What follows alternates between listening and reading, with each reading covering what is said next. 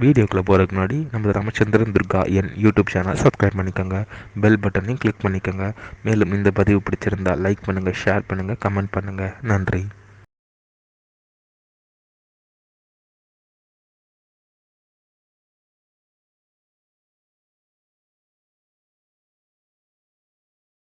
குருभ्यो நமः.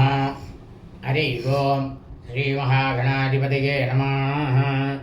அனைவருக்கும் முதற்கண் கோடான கோடி நமஸ்காரங்கள், வணக்கங்கள், வந்தனங்கள். அனைவருக்கும் அன்புகள் அந்த இனிய ஆசீர்வாதங்கள். நமது ராமச்சந்திரன் துர்கா என் என்ற யூடியூப் சேனலிலே குரோதி வருஷம் ஆசி மாதத்தில் நிகழவிருக்கும் காமதகனம் பற்றிய முழு விளக்கம்தான் இன்றைய வீடியோ பதிவு. ஆகவே அனைவரும் இந்த வீடியோ பதிவினை ஆரம்பம் முதல் கடைசி வரை முழுவதுமாக பார்த்து அதன் பிரகாரம் அன்றைய தினம் தங்களது வாழ்க்கையை கடைபிடித்துக் கொண்டு சாட்சா ஸ்ரீ பரமேஸ்வரி சமேத பரமேஸ்வருடைய பரிபூர்ண கிருபா கடாட்சத்தையும் பரிபூர்ண ஆசியையும் பெற வேண்டுமாய் அன்புடன் கேட்டுக்கொள்கின்றேன். ஸ்ரீராமஜெயம். காமதகனம் பற்றிய முழு விளக்கம்.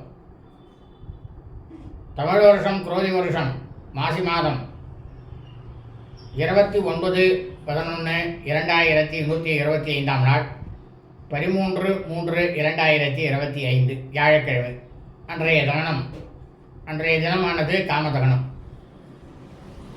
சாட்சா ஸ்ரீ பரமேஸ்வருடைய தர்மபத்தினியாகப்பட்ட ஸ்ரீ பரமேஸ்வரி தாக்ஷாயினி என்கின்ற சசி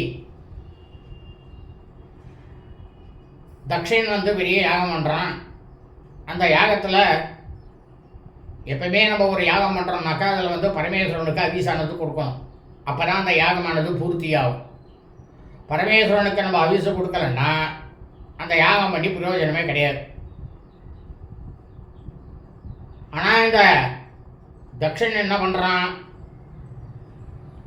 பரமேஸ்வரரை கூப்பிடவே இல்லை. நாராயணரை கூப்பிட்டார், பிரம்மாவை கூப்பிட்டார், எல்லாரையும் கூப்பிட்டார் யாகத்துக்கு. பரமேஸ்வரன் எனக்கு தேவையில்லை அப்படின்ட்டார். அப்போ தாக்ஷாயினி அவருடைய பெண் தாக்ஷாயினி என்ன பண்ணுறா, எப்போ என்னுடைய கணவருக்கு, என்னுடைய பர்த்தாவுக்கு நீ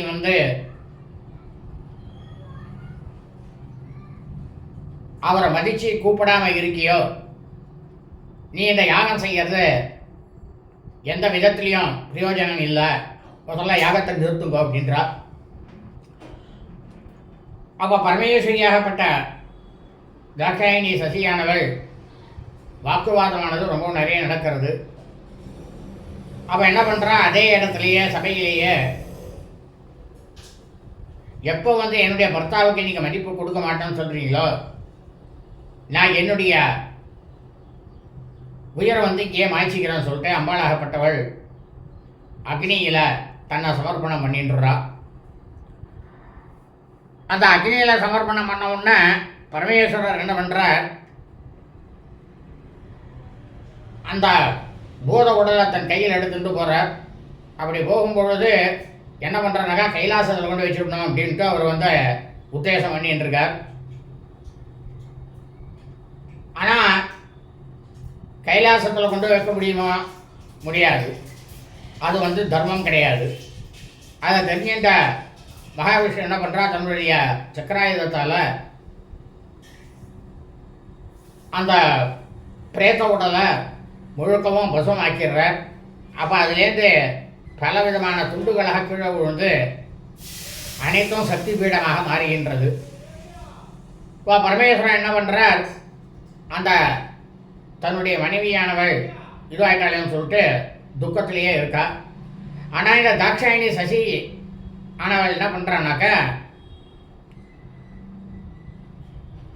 மலைக்கு அரசனாக இருக்கக்கூடிய இமவான் அவருக்கு பெண்ணாக பிறக்கிறாள், பார்வதி என்ற பெயரிலே. அவன் அந்த பார்வதி என்ன பண்ணுறா, பரமேஸ்வரன் மேலே தன்னுடைய அன்பை ரொம்பவும் செலுத்தி எப்படியா இருந்தாலும் பரமேஸ்வரனை விவாகம் பண்ணிட்டு இருந்தோம் அப்படின்னுட்டு அவள் எப்படியெல்லாமோ பரமேஸ்வரனை பற்றி ரொம்பவும் சேர்ந்துடணும் அப்படின்ட்டு பார்க்குறான். ஆனால் பரமேஸ்வரர் அதுக்கு ஈடு கொடுக்கலை. அவர் என்ன பண்ணுறார், ஒரு கட்டத்தில் தியானத்தில் போய் அமர்ந்துடுறார். இவர் இந்த மாதிரி தியானத்தில் இருந்துட்டார்னா பார்வதி தேவியை வந்து அவர் திருமணம் பண்ணாமல் விவாகம் பண்ணாமல் போயிடுமே அப்படின்னு மகாவிஷ்ணு என்ன பண்ணுறார், மன்மதனை கூப்பிடுறார். மன்மதா, காமனே, நீ எங்களுக்கு ஒரு உபகாரம் பண்ணணும். பரமேஸ்வரனே நீ எழுப்பணும். அவருக்கு உடம்புல வந்து காமத்தை உருவாக்கி அவர் தவத்தை கலைச்சி அவர் வந்து பார்வதி தேவியை வந்து கல்யாணம் பண்ணிக்கணும் அப்படின்னுட்டு மன்மதன்கிட்ட போய் சொல்கிறார். அப்படி மன்மதன்கிட்ட போய் சொன்ன உடனேயே மன்மதன் என்ன பண்ணுறான்னு, முதல்ல நான் செய்ய மாட்டேன், இது வந்து தர்மத்துக்கே சரியில்லை, அதர்ம செயல் அப்படின்றான். இருந்தாலும் நீ இதை வந்து அதர்மமாக பண்ணுறாலும் இது தர்மத்திலேயே தான் உனக்கு போய் சேரும், எதுவாக இருந்தாலும் எனக்கு தான் வரும் பலன் அப்படின்னுட்டு மகாவிஷ்ணு சொல்கிறார். அவரை சொல்லும்பொழுது இந்த மன்மதன் காமன் என்ன பண்ணுறான், அவன் போய் வில்லில் வந்து ஒரு காம அம்பை வந்து உருவாக்கி அதை வந்து தவம் செய்து கொண்டிருக்கக்கூடிய பரமேஸ்வரர் மேலே வந்து செலுத்திடுறான். செலுத்தின உடனேயே பரமேஸ்வரருடைய தவமானது கலைஞ்சு போயிடுறது. அந்த தவம் கலைஞ்சு போன உடனே என்ன பண்ணுறார், இந்த பிரபஞ்சத்தில் பூலோகத்தில் சகல ஜீவராசிகளுக்கும் சரி, மனுஷனுக்கும் சரி, தெய்வங்களுக்கும் சரி, தேவர்களுக்கும் சரி, முனிவர்களுக்கும் இளங்கிகளுக்கும் சரி, எல்லாருக்குமே இந்த ரெண்டு கண்ணுக்கு மத்தியில் இருக்கக்கூடிய இடமானது திருநேத்திரம்.